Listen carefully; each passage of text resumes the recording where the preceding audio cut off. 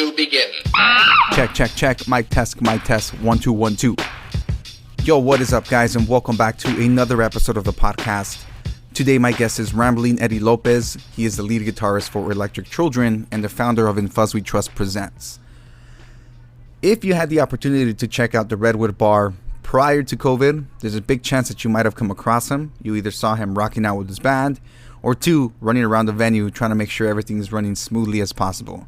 He's responsible for the booking and the, setting up the concerts, setting up those venues to make sure that everybody enjoys a great night at the place. So if you ever need a spot, if you ever need to get in contact with him to see if you can have your band play on there, then he's the right guy to find. Nonetheless, today he joins me to discuss the way musicians and artists have kind of adapted to the whole pandemic over the last year, and how within that turmoil that we were all going through, there was pros in terms of the creativity that a lot of us were able to kind of tap into and blossom out of ourselves. So I think it's important to reflect on some of the silver linings that we are handed during these circumstances, because overall, the time that a lot of us had, whether it's because you lost a job or you lost a grounded source of stability and routine, it also allowed you to be able to have time to create and pursue your own personal hobbies, right? So again, it's always about looking for the silver linings in things and just trying to make a shitty situation into a better one. With that being said, today's music is brought to you by Electric Children with their song Out of Time. You can find the song on YouTube, Bandcamp, Spotify, and off their latest albums, which is Sunday Morning and Moon Dreams. So keep an eye out. Some of those are going to be released. I believe they're still kind of in the process of it. So as soon as they're available, go check them out, go support, subscribe, and go check them out live at the Redwood once everything kind of normalizes and, those venues start opening up. I hope you guys enjoy this episode. We'll see you next week.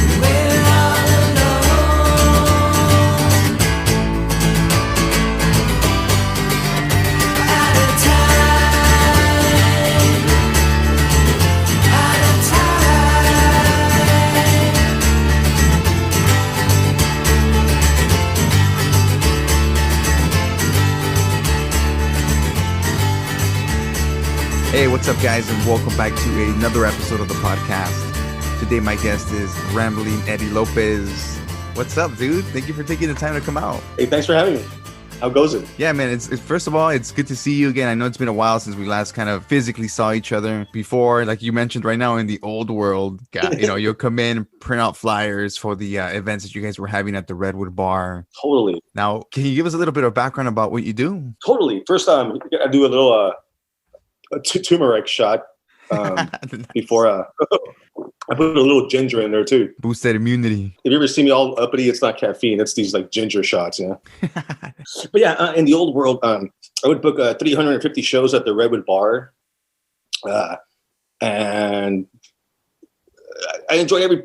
I would go to your place, print out posters, and go to the record stores and put up the posters, and I met cool people like you at the print shops and cool people at the record stores, and over emails and you like meet those beautiful people as you try to conduct business. And then the day of the show, you meet all the bands and try to take care of them, make sure they have a good time. And hopefully the bartender makes money and hopefully the bands make money. And that makes me happy, And then we also serve food there. So it's all about that's the whole reason I got into that business, was to feed people and hopefully they dance and have a good time and have a drink and go home happy, the human element. Social distancing is the most stupidest word I've heard in my life. That's like some weird Orwellian shit. Yeah, I know. If we were in a concert hall and we were each standing 6 feet away, it would look very dystopian. Like if we look fucking weird, But I get it for like for the supermarket, it's perfect. I hate when somebody behind me is like crowding me in the supermarket. You know? Yeah, But, they're just sniffing your neck, and you're like, "What the fuck?" yeah. But that's the only time where like the 6 foot thing, like kind of like, all right, you're getting too close, dude. Yeah, it's funny because I was watching some like videos on my iPhone. It kind of highlights videos from like the past 2 years and stuff, and a lot of them were me at concerts because that's what I was mostly doing. In the old world, it was concerts every weekend, every other month. Just going somewhere and just vibing to the music, and you see the videos and you see how close people are, and there's like this subconscious trauma there. Like, damn, I was way too close to this person there. But you miss it, you miss the environment about it. They try to program you not to be close to people. They don't want you to leave your house again. Like they want you to be so like I'm gonna get sick. But I get it. If you have a weak immune system or other issues, I totally get it. Like I wouldn't want to be close to anybody. But Yes. It's a case by case thing. Yeah, it is. But a lot of people, you can't really argue with that all the time. But I mean. Yeah. Again, it's not a black or white thing, it's a gray area. Everyone's built differently genetically, and everyone's different. Some people can withstand anything, and some people will get sick for any reason, like all the time. Yeah. No, that's true. And I think that's once we put that into consideration for anything, really, we can make more sense of it and really be more sympathetic about why certain people want to act the way they do. I get it for sure. Every now and then you come across the people who are like extra super paranoid, and then you're like, all right, you gotta come down a little bit, But I mean, again, you feel like that, cool, but just don't come out here screaming at me saying that you can't come into the building. That's wild. And then you have two different extremes, like the COVID deniers, and then the like hardcore COVID like Karens. I know that word's played out, but there's a reason for it. That's so 2020. Yeah. I want nothing to do with those two groups of people. I'm just like, I'll wear my mask and like, I'll play by the rules, but just I don't want drama. Yeah. It's wasted energy. Now the Redwood bar, how long has that place been around? It's been around for a good minute, right? Oh my God. Before COVID, we were about to celebrate our 15-year anniversary, and I had all these big shows planned with like huge bands and small bands and everything in between, and COVID was like, nope. So in the interim, I have a group called Electric Children, and instead of staying home and being all depressed, because we all stayed home for a while, and I was like, oh, what's going to happen, After that, I called my mates up, and we just said, hey, let's just work on music, and we have like over 100 songs and stuff, so it's been like spiritually like an uplifting thing, because when you're working 24/7, you don't even have time to think about anything. And now with COVID, it's like, oh wow, I can work on all this music with my friends, and being productive and helping others too in other ways. After COVID, we set up like a musicians relief thing to help people fill out paperwork to get funds, and even set up like bands to make sure they're like incorporated so they can like take advantage of government benefits and grants. So we've been busy the whole time just trying to like help people out, because that's what it's all about, like helping others. It's like an ecosystem, you give and then you get whatever, but you keep it going, Yeah, it comes in a full circle at some point. Today I actually heard I was driving to work, and I heard on the radio that they were saying that I think in 2020 the applications for businesses, like the business applications, they went up by I think like 34%. So it means that during that time, during COVID time, some people were taking that time of being laid off or having to start from scratch or something new. They took it upon themselves to be responsible for themselves and create some sort of business. And I think that's fucking cool. That's awesome. That's great. I love people with ideas. And I'm a musician, so I love music. And I love helping musicians. And I'm glad that everyone's trying to like keep this going one way or another. We started. My buddy down the street was having like bands play acoustically. Everybody, safely distanced and all that crap from his backyard, and he had 2 cameras rolling. So that's cool. Like people are keeping the music going. So the music's not going to stop whether they try to shut down venues or not. The music's not going to stop. Yeah. Have you had the chance to do any like live streaming, like with anything in Fuzz We Trust? Yeah, we did a couple with my band at the Redwood. We did one in downtown for my buddy's bar. Studio, not bar. We did one at my buddy's by the satellite right here in Silver Lake. He had he would have bands, do a few songs in his backyard. So that was kind of cool. And but you know what? Mostly a lot of bands are telling me, because I booked like 2,000 shows in the last few years, and a lot of bands are already kind of like, we're all streamed out. Like we want to play for people. We want to tour. Like that's the whole point when you tour. You know, you like meet these new people just for that one night, and you exchange ideas and stories and hugs and pictures, and then hopefully you see them again the following year. You know, like that's what I miss. You know, it's the interactions, the you know, it might sound kind of like grimy to people, but like at a show, you know, it's humid in there. It smells like sweat, a mixture of alcohol, cigarette, and marijuana. But it's the ambience, you know. It's like, damn, this is a scene. Art thing, yeah. And it was a scene. It was like, you know, Fuzz We Trust, Redwood thing was a scene. And a lot of bands are still telling me like, hey, what's gonna happen? And I kind of say like, I don't know what's gonna happen. Like, hopefully we can keep it going. But I'm gonna keep it going no matter what, wherever. I mean, if the Newsomes and the Garcettis don't let us have shows at venues, and we're gonna figure it out at some point of keeping it going. And of course, we don't want anyone to get infected or anything, you know. So we'll make sure it's safe and make sure we cross our T's and dot our I's, you know. Yeah, I mean, the last thing you want to be is a place where it's a super spreader. Like, hey, it's that guy, Ramblin Eddie Lopez. He gave everybody COVID. Yeah, you don't want that. And then you're gonna have the COVID trolls who are probably going to start swing everyone, saying like, "Oh, I got sick at your place," and even though they probably were never even there, or that's a whole different beast, you know. Like, yeah, it just seems like it's a lot of it. I mean, it looks like everything. I'm doing air quotes here. It looks like everything is going back to what it was like 4 months ago, prior to the holidays.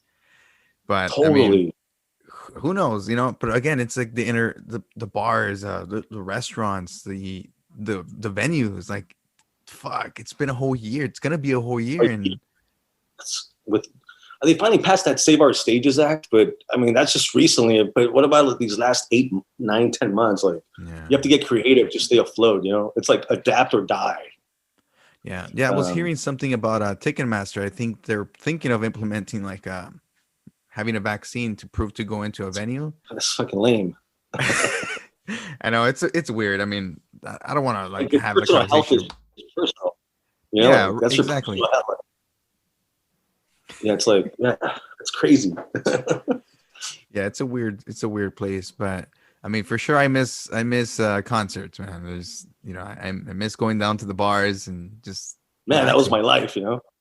That was my life. How long in Fuzz We Trust? How long has that been going on for? Like, how many years is that? Like, I think 2017 we finally got really rolling. Like, just like booking shows mostly at the Redwood and other places. And then at some point we decided just to make the Redwood the home base and became partners with them. And they're lovely people, and I love them. And a lot of good times there. A lot of like I was working during COVID on this little book. It's called Redwood Nights. So it's pretty wild. It has a lot of like crazy, like just everything you can imagine, like all the sex, drugs, rock and roll, all like a good little short film, you know? Yeah. But yeah, like 3 or 4 years. And before that, I was just booking shows part-time here and there, mostly for my band. I would book my band and then other bands to like make a whole, make it a night. But yeah, I love the whole process, you know? Yeah, the process of booking the shows and putting them together, type of thing. Like just falling, going to the record store, discovering a band, and then like falling in love with the band. Then you contact them, and you're like, "Hey, I love your band. Why don't you play my club?" Oh yeah, and they're like, "Yeah, great, awesome, thank you so much." And then then I go to your place, print out the posters, go to the record store and put them up. Then I go record shopping, maybe discover another band, and then for weeks just keep promoting the show. You want to make sure they have people there to see them, and then the band shows up, and hopefully give them some drinks and have a good time, and hopefully they sell enough merch to get to the next town, and yeah, just the whole everything, you know. Like, and that's the thing. Other people like there's other people that think like, oh, anyone can do that, but they think it's just like, oh, let me just book a band and that's it. It's like, no, there's like sometimes it's like 10, 15-hour days, you know, like just doing the whole thing I just mentioned, you know. Yeah. because there's like 30 dates in a month, you know, so, or sometimes 31, but Yeah, no, yeah. I mean, I can understand. People would see a flyer and they're like, oh, somebody else is going, but it's, it takes that effort to get those people to show up, you know? 'Cause when I used to be in like high school here in where I live, there's the Southgate area.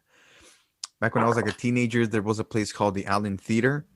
Oh, I remember that place. Oh, you remember that place? Yeah, I used to be there. I was in weird mosh pits there back in the late 90s, you know? That was wild. Yeah, I grew up in Maywood, Downey, yeah. Oh, you did? Yeah. Oh, really? Nice. Yeah, I grew up in Maywood and Downey. That's where the Electric Children started, and then right after high school, it became Echo Park, Silver Lake, or whatever. But yeah, so did you go to Southgate High? No, I actually there's a smaller town called Cudahy. That's where I'm from. Yeah, so I went to the high school there. Oh yeah, you went to Bell? Yeah, I used to go there too for like freshman and sophomore year. Okay. Yeah, man. Yeah, small world. Small world. Yeah, so talking about that Allen Theater, they used to have this thing called the like a street team.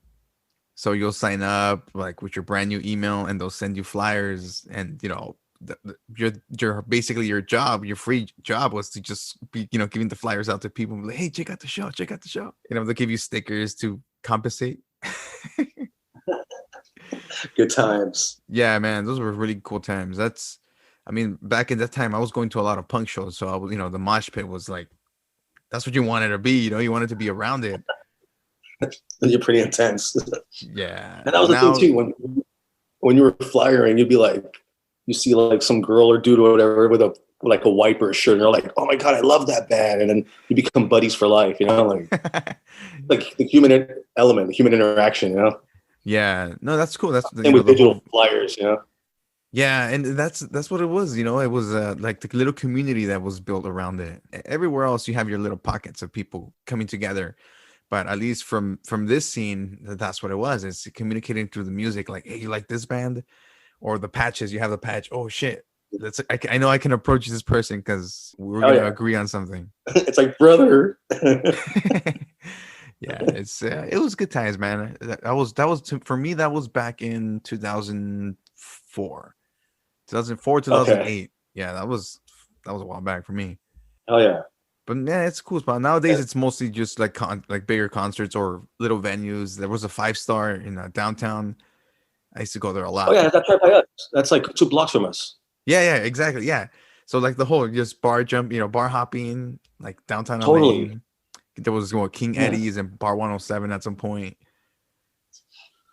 Exactly. And then I remember going to backyard shows, growing up in our neighborhood or whatever. Yeah. Go to backyard shows, and I was like, man, there should be like venues to have these types of shows. So at the Redwood, I would have every third Saturday, like an all ages Saturday afternoon show, and that way the kids can have a place to play, because they need a place to play, not just backyards or the smell or whatever.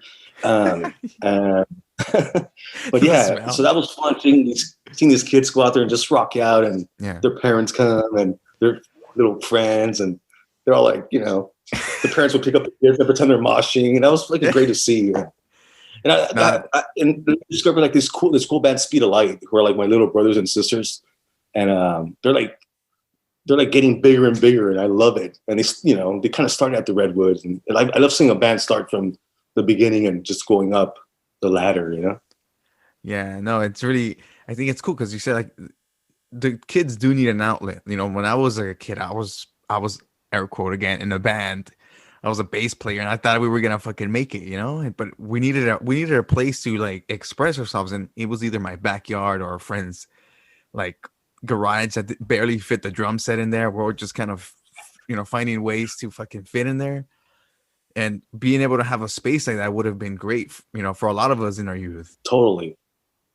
Yeah, so yeah, we do it for the kids and everyone else in between too, For the children.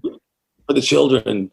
Oh, my band's called Electric Children, so there you go. And then we also we want everyone to be represented, so then we have like these benefits, and we have like queer bands, so they can have their space and do their thing, and not just specific. We want to mix it up too, and have everybody just like, as long as the music makes sense and it fits, Yeah, right.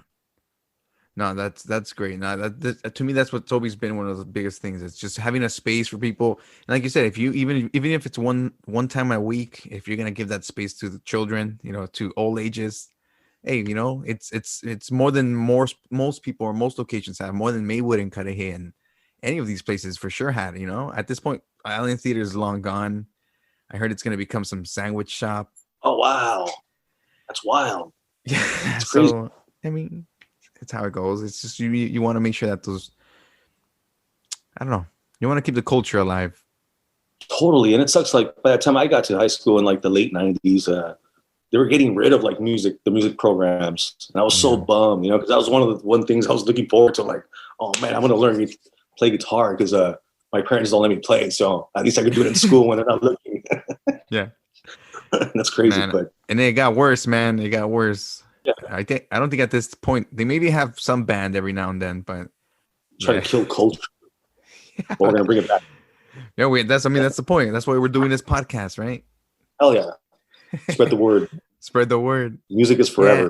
Like I think it's a weird, I wouldn't call it weird because then I'll just start sounding like I'm dating myself, but like in terms of music, like you hear the music that's out right now and a lot of it is more synthesized.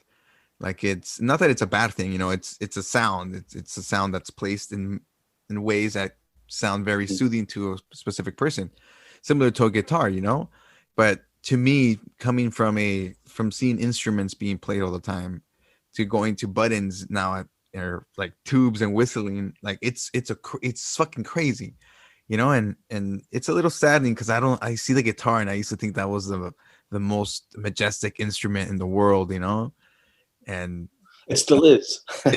It still is.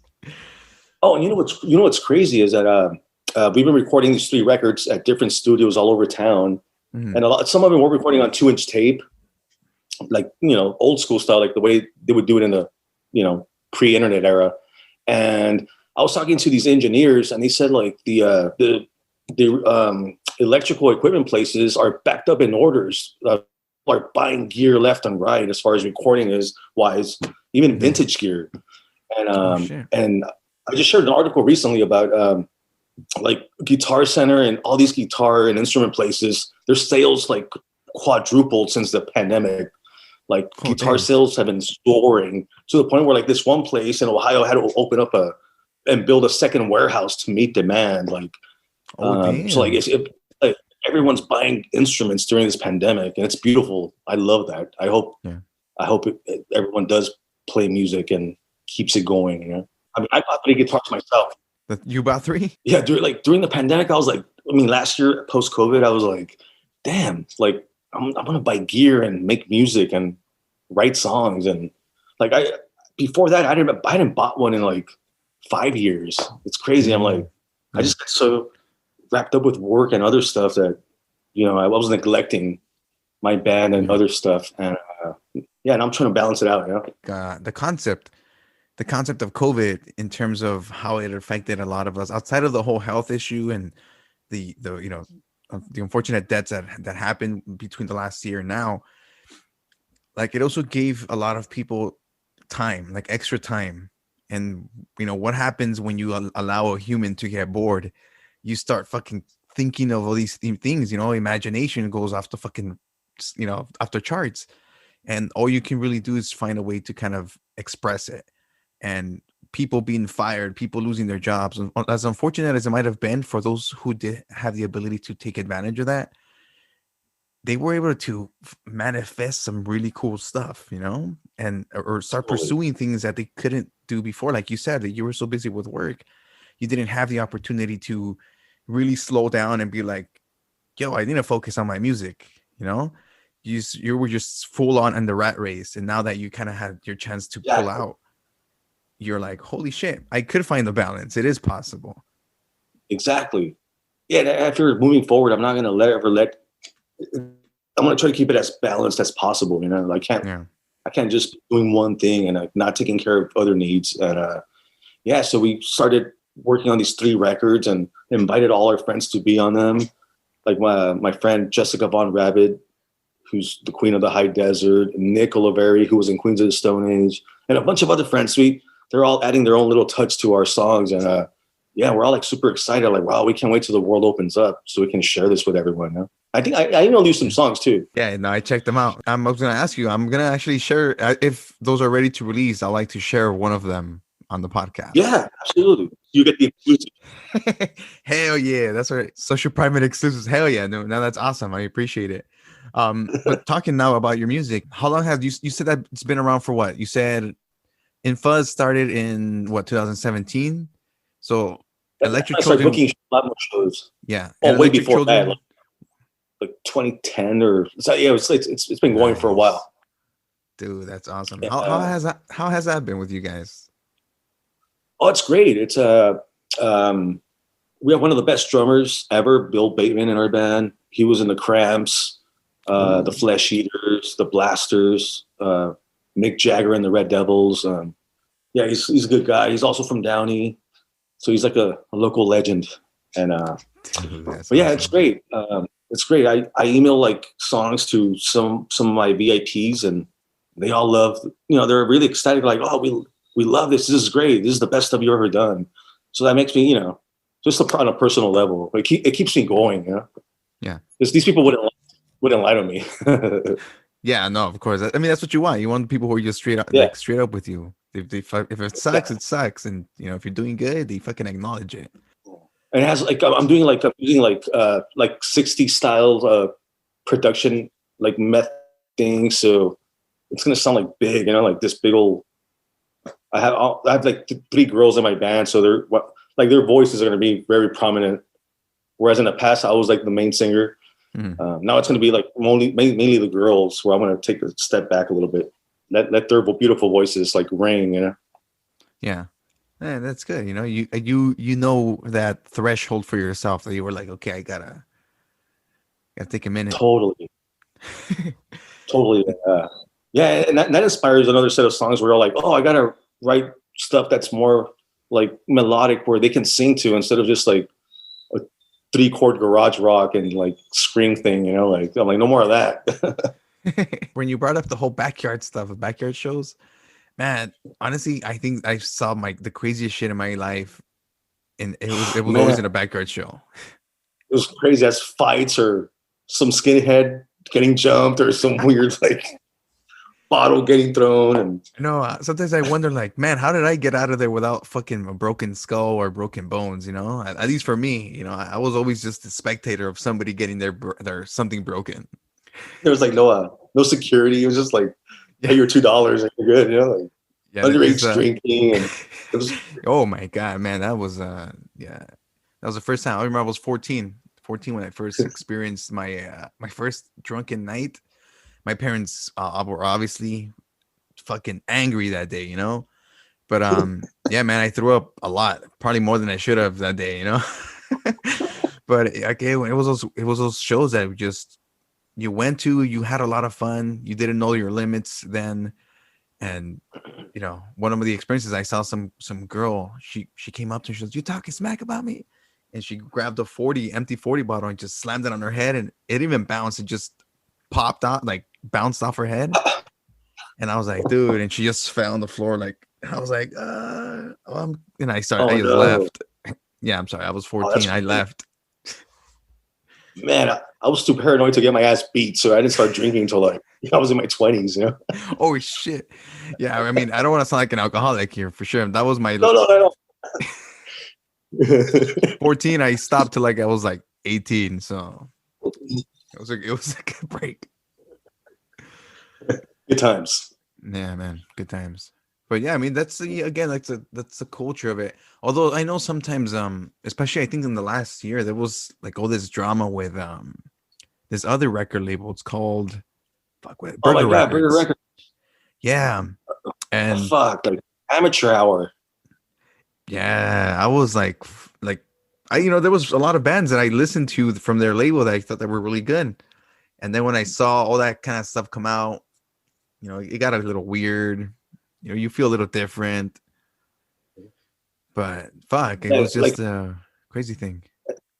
I started hearing stuff about them years ago, and I always stay 10 feet away from any of that nonsense. But yeah, people that use like music or their labels to like taking advantage of underage girls. That's lame. It's like, dude, that's fucked up. Because I'm all about the music, like you don't need a band. Like if you need a band to pick up on a girl, like that's kind of pathetic. I don't know. To me, I think as long as they're in the same age range, it's fine. Like, you're 17, you're 24, 24. But I think it's like whole mentality. Once you're older and you're older and you're like, it's just jailbaiting. That gets weird. Yeah, I never got that noise. I always went into like, for me, it was like 35 through 55. I never got that little young girl nonsense. Hey, the cougars are the best. The best. Just kidding. I didn't say that. But anyways, on to other subjects here. Your music, man. Yeah, I was able to hear I had the chance to hear the songs and the stuff that you guys have uploaded on Bandcamp. Yeah, it's some good stuff. I like it because, I mean, there's always a variety of genres coming out, But what you hear on the radio, it's never a good indicator of the culture that's happening at the moment. It's just what's mainstream. And I don't think there's a solid place where people can go and find, or a station that plays this type of music more publicly. Oh yeah, exactly. And speaking of that, I'm working on having a website set up where I can have like a media player rolling all the 24/7 and have all my favorite bands on there and just promote music that I like through the Fuzz We Trust website. And I'll have like streaming stuff going through there and links to studios that I like if you want to record. So it's kind of like like I told you earlier, it's like an ecosystem. We have to just keep it going and we all do our part. And so sounds like a great idea. It sounds like a version of internet radio for like, again, music that's outside of the mainstream public radio. Totally. And so I've been working on that, and hopefully it rolls out soon. And yeah, you guys recorded the last, I think your last album or the last couple of songs at Haven recording, no? Oh yeah, that's right. We did. You know those guys? You know those guys? Yeah, I know. I met them twice, but that was like years ago. They used to host a podcast from their Pine of Cacophony. Dan, you know Dan? Yeah, with Dan and what's his name? I follow him on Instagram. Jesus Christ, I forgot his name. He's gonna hate me. But it was Dan. Yeah, he's in San Diego now. But he came out on my podcast a few times. I was on his. So that's the first time I ever stepped into Haven recording. Yeah.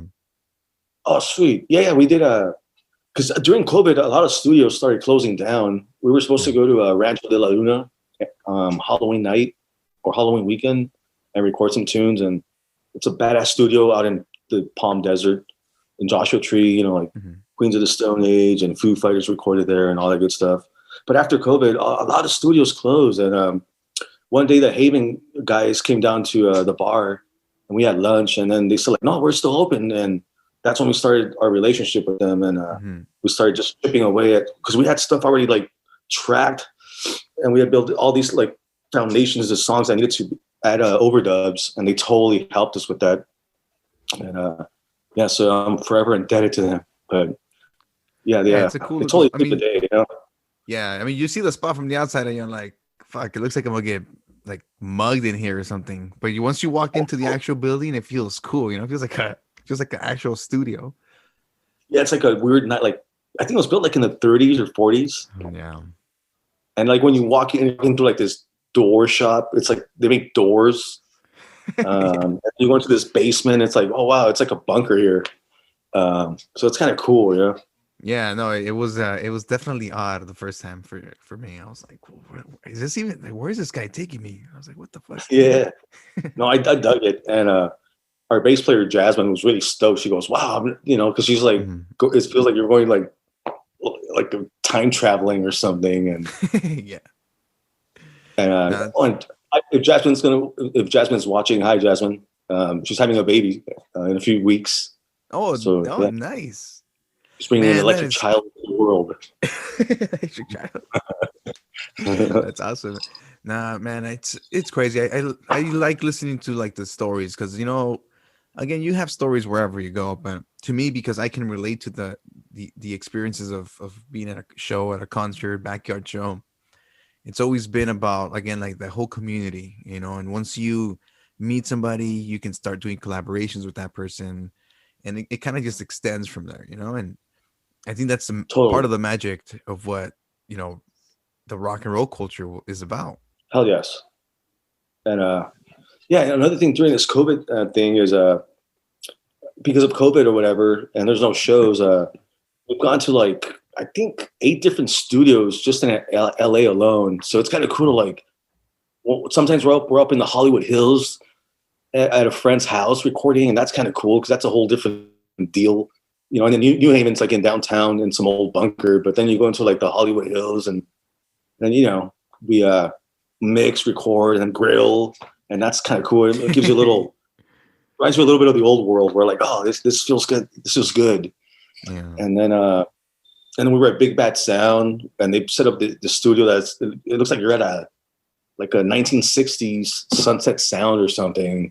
These huge ceilings and this great drum room, and so yeah, going instead of touring the U.S., we're touring like the recording studios of LA. So that's kind of a fun little. It's been adventurous and kind of cool. Like I had my friend Deb film a lot of this, so hopefully we'll make like a little short film and talk about these studios and these people and how we're trying to get through this COVID whatever.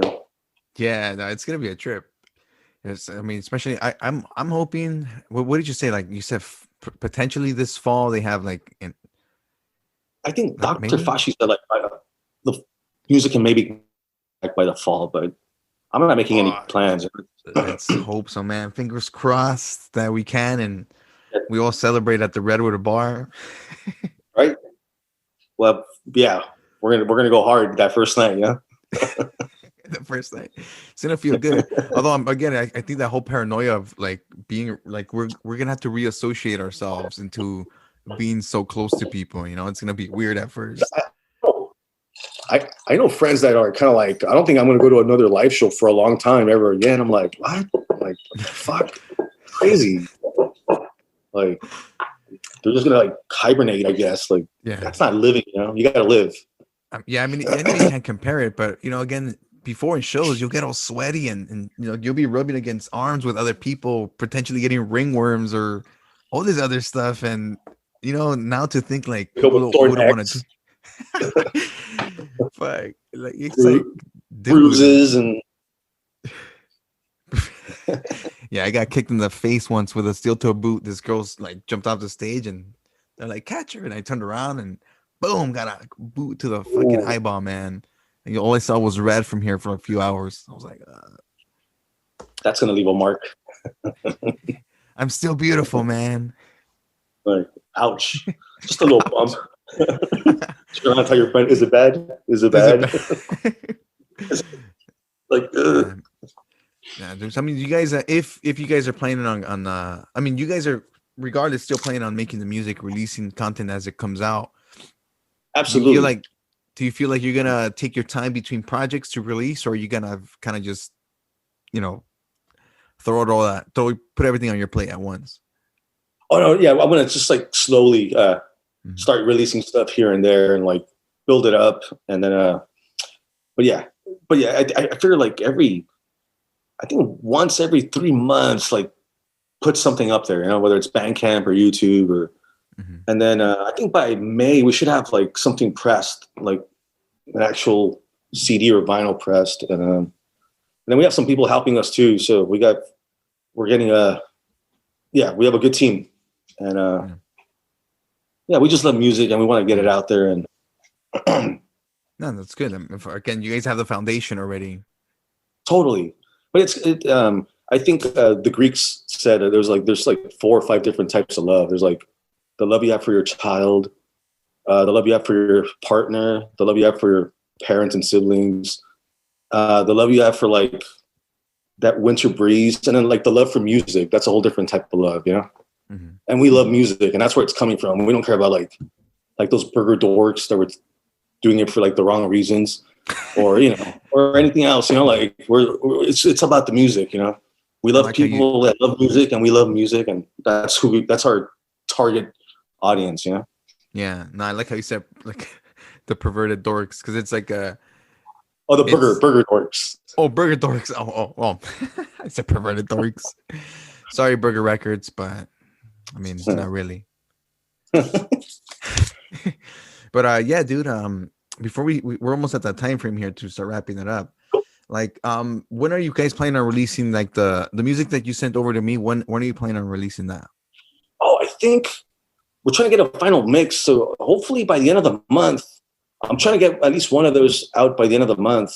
I think one of those songs I sent you already got released. That was the first single from the next release. And then I'm trying to put out one single from each release every few weeks, because one's an acoustic record, one's a rock opera, and then another one's just a regular rock record. So I'm trying to like mix it up. It's not just like 3 records that sound the same, by no means, you know? Yeah. No, you got to keep the variety, you know, and it's cool because you're actually, you know, putting the effort to make them unique. Oh, totally. So that's like, it's not just, it's not like the typical stuff. It's like we don't sound like ourselves as much, but it's still us with a different twist. So every band has to evolve, you know? Yeah. You can't just sound the same all the time. Well, I mean, unless you're the Ramones, and it's cool. You can get away with it as the Godfathers of punk.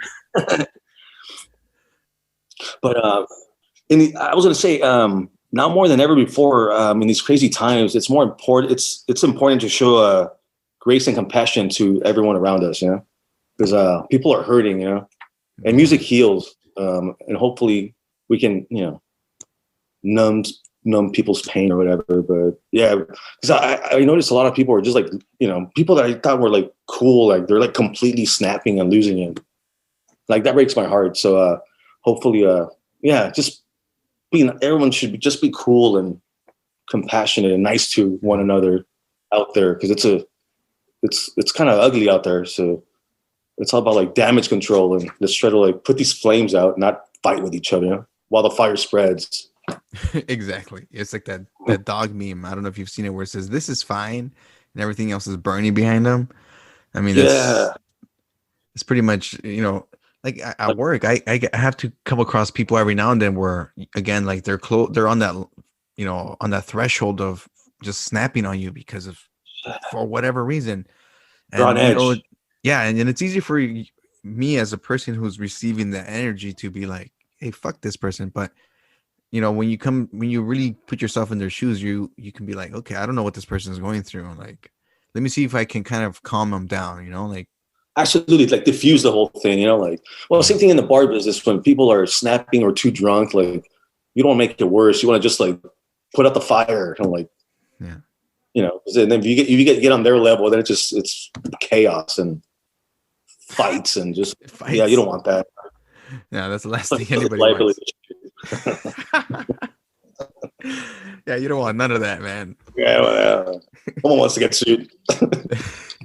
Now, if people want to find your music, what is the best, or if they want to just get in contact with you, like, you know, when we go back to the new COVID post-concert world, well, like, what is the best way for people to reach on, like, you know, in terms of In Fuzz We Trust, you know, Electric Children? Oh, In Fuzz We Trust at Yahoo. There's also electricchildren.bandcamp.com. Mm-hmm. Instagram, I check everything. Instagram, all of the above, you know. Yeah, that's good. You got the bases covered. No, it's you know, I think it's I don't know. Like, I see some artists who get onto certain platforms but not onto others, and I don't know if it is because they don't know how to get onto them. But I've been meaning to, like. Don't care. They don't care. I mean, that's probably true, right? Do it all, like Twitter, Instagram, Facebook, Tinder. No, just kidding. Put it on the bio. Oh, lead singer or lead guitarist for Electric Children. Burn, you know, swipe left. Yeah, don't do that, man. No, but I mean, regardless, man, thank you again for taking the time and coming out. Yeah, I do hope that it's not too long before we can all congregate again inside a venue and fucking have a beer. Oh yeah. As soon as we open up, we'll have some drinks, man. Sounds good, dude. Again, but if people want to find you, they can just find you on Instagram as Electric Children _. What was it? Yeah, Electric Children _ or In Fuzz We Trust. Awesome. Cool. Yeah, as soon as you guys have everything set up, you guys start releasing content, let me know, man. I'm more than happy to share it and have people Cool. tune in onto it. Sounds good, brother. Awesome, man. Well, you enjoy the rest of your week and stay safe. All right, you too, man. And don't get COVID. Yeah, don't get COVID. Peace, man. Take care.